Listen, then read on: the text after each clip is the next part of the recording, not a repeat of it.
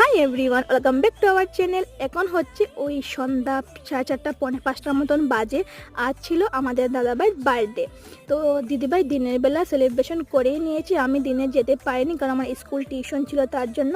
তো সন্ধ্যার পর এদিকে রেডি হয়ে আমি আর বোন মিলে বেরিয়ে পড়লাম। যাওয়ার সময় দাদাভাইয়ের জন্য কিছু ছোট্ট গিফট আর কিছু খাবার নিয়ে ফাইনালি চলেই আসলাম। ভাই তারপর ছোট বোন ওরা দিনের বেলা এসে গিয়েছিল। তো যাওয়ার পর এদিকে দেখি দিদিভাই অনেকগুলো মিষ্টি রাখলো, সেখান থেকে একটা মিষ্টি খেলাম। আর ওদের লাঞ্চে ছিল ফ্রাইড রাইস, দেন কী আইটেম করেছিল সেখান থেকে আমি অল্প ফ্রাইড রাইস অ্যান্ড ঘুগনিটা খেয়ে নিলাম। তারপর দাদাভাই আছে আমরা লুডো খেলবো না, তা তো হতেই পারে না, তাই আমরা সবাই মিলে দারুণ লুডো খেলে এনজয়টা করলাম। আর এই যে ওরা বললাম কেক কাটিংটা দিনের বেলা হয়েই গিয়েছিল, তো সেখান থেকে আমি অল্প কেক খেয়ে নিলাম। এতটা মিষ্টি কেকটা খেতে কি বলবো। তো এদিকে দিচ্ছে দিদিভাই আমাদের জন্য আবার প্লেট সাজাচ্ছে ঘুগনি লুচি এইসব দিয়ে, বাট বললাম যে কেকটা এতটাই মিষ্টি কি বলবো, মানে ছাড়তে ইচ্ছেই করছে না।